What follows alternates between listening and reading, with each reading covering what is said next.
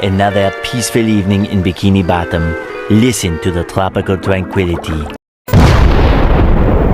You may have heard of Bikini Bottom from the kids' Nickelodeon show SpongeBob SquarePants, but did you know the hometown of one of the most beloved children's cartoon characters is based on a real place? The Bikini Atoll, part of the Marshall Islands located in the South Pacific, is one of the two main coral atolls evolved in the Marshall Islands nuclear testing. The Marshall Islands, located halfway between Hawaii and Australia, consisting of 29 coral atolls, were subjected to 67 of the United States' nuclear tests from 1946 to 1958. Making it one of the most irradiated places on Earth. Among them was Castle Bravo, one of the hydrogen bombs detonated on Bikini Atoll. In a 1954 report regarding the nature of this bomb by nuclear scientist Nikolai Markovich Emanuel, he emphasizes the high levels of gamma radiation along the follow path, and in relation to this, the dangers that arise after the detonation of the hydrogen bombs. He proceeds to explain that the bomb is 15 megatons, which is over 1,000 times the force of the bomb that had previously been dropped on Hiroshima. In an excerpt from his book, The Global Cold War, Odd Arne Westad discusses themes of the Cold War by comparing the intentions of the United States and Soviet Union to those of former European imperialist powers.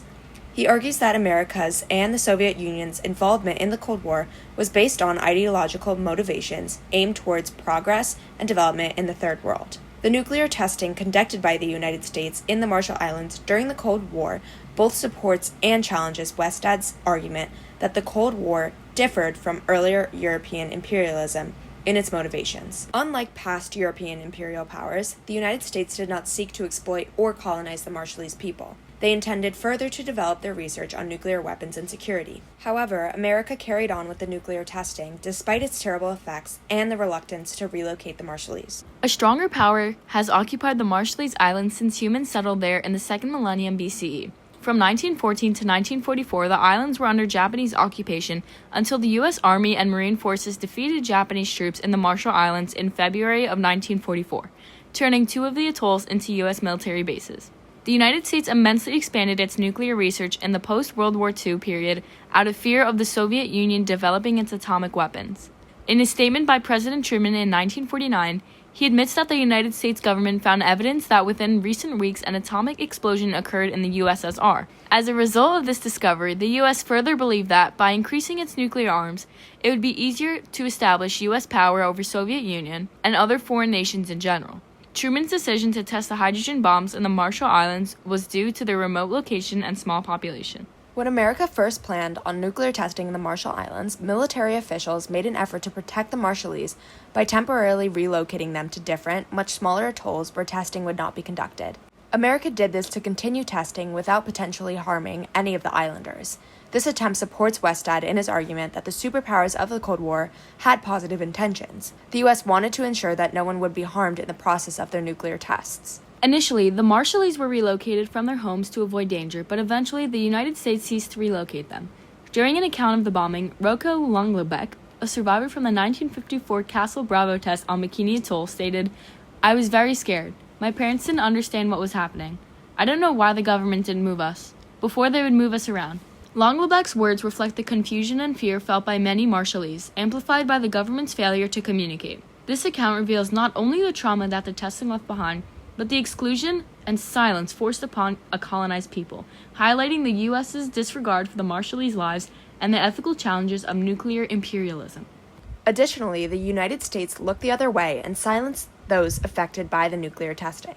In Bravo for the Marshallese, a book by Holly Barker, official reports often deliberately remove the voices of those most affected, allowing the United States to avoid accountability for its inhumane actions. Barker, a cultural anthropologist, emphasizes how Marshallese oral testimonies contradict scientific narratives and challenge the ethics of nuclear testing. The Cold War's ideological goals masked a form of colonialism, as America lost sight of the safety of the lives of those who mattered most. The United States' hesitation reveals how it took advantage of the Marshallese land, further conveying its imperialist choices. This contradiction complicates Westad's argument because although Cold War powers had innocuous intentions, they still provoked inequality and colonized weaker foreign populations. Further, the nuclear scientist we mentioned before, Nikolai Markovich Emanuel, is just one of the many nuclear scientists whose focus remained on data and statistics rather than human cost, as his primary audience was government and military officials.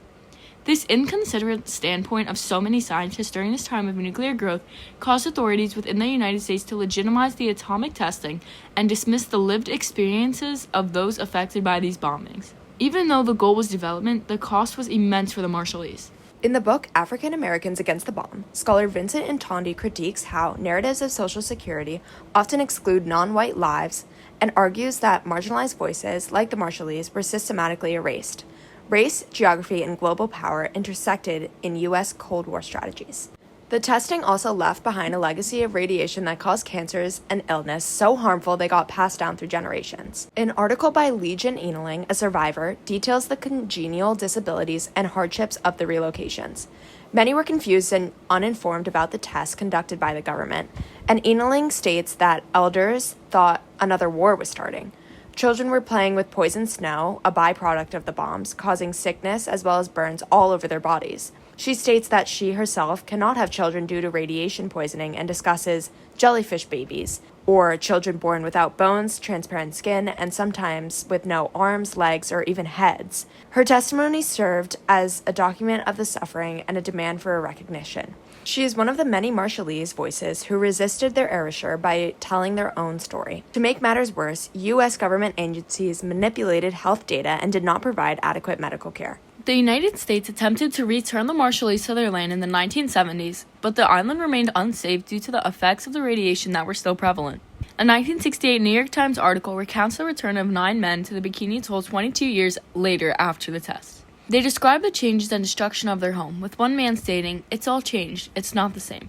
This quote emphasizes the irreversible loss experienced by the displaced Marshallese and gives voice to personal devastation.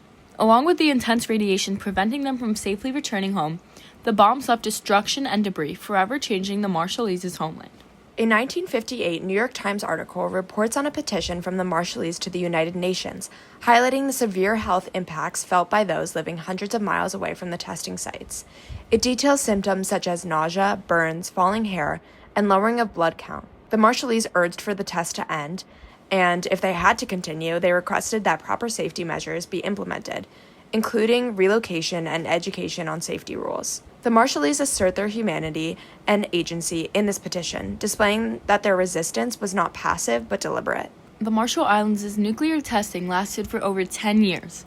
Throughout this decade, the intentions of the United States failed to remain the same, as the nation initially kept the well-being of the Marshallese in mind, but eventually lost sight of its goal. What was supposed to be harmless testing to develop the U.S.'s nuclear technology turned into an imperialist outlook from America's standpoint. America became no longer worried about who they were affecting or how they were affecting them, and only kept their best interest in mind, which was why the Marshall Islands nuclear testing both supports and complicates Westad's argument about the Cold War. Unlike traditional European imperial powers, the U.S. did not aim to colonize or exploit the Marshallese people.